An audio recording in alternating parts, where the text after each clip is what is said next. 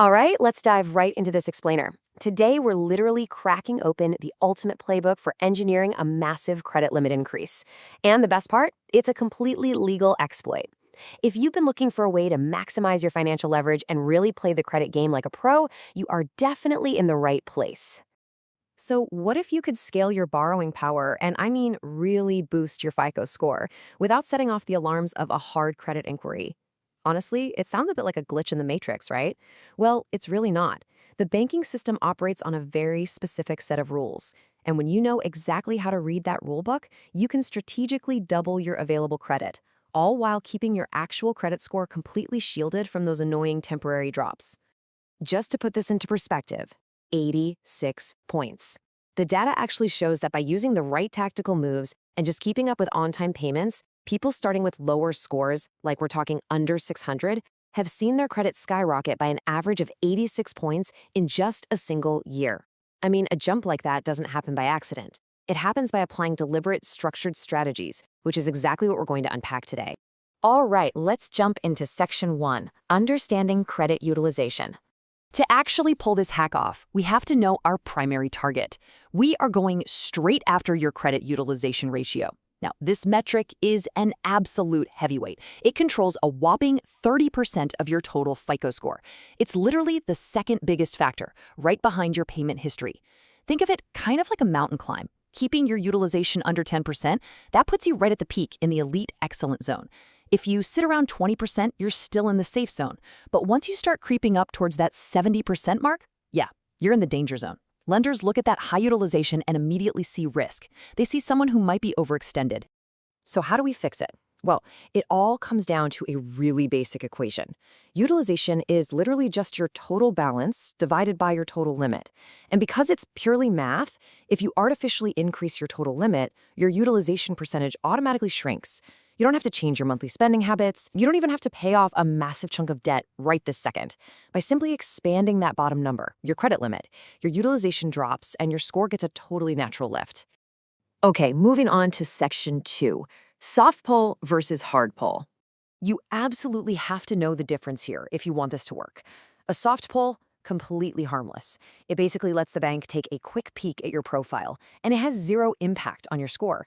A hard pull, though, that's like tripping a security wire. When a bank initiates a hard pull, it alerts the credit bureaus that you're actively hunting for new credit, and bam, your score drops by 5 to 10 points temporarily. Our entire goal with this exploit is to secure that limit increase using only those harmless soft pulls. Which brings us to Section 3, the Bank Rules Playbook.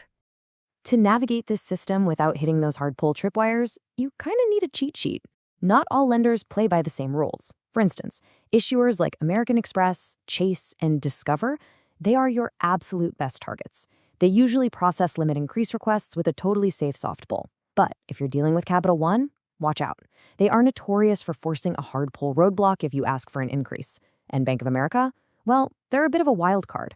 It varies based on your specific card product and risk profile. You always want to double-check their terms before making a move. Now, beyond just the pull type, you've got to dodge some very specific internal bank algorithms. Chase, for example, has their super strict 524 rule. Basically, if you've opened 5 or more credit cards across any bank in the last 24 months, they will flat out deny you. American Express has their infamous pop-up jail that warns you if you're blocked from welcome bonuses, plus a 2 in 90 rule that caps you at 2 card approvals every 90 days. Oh, and here's a huge one for Amex limit increases.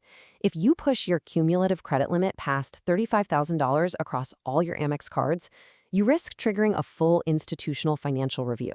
And trust me, you do not want that, because they will completely freeze your accounts.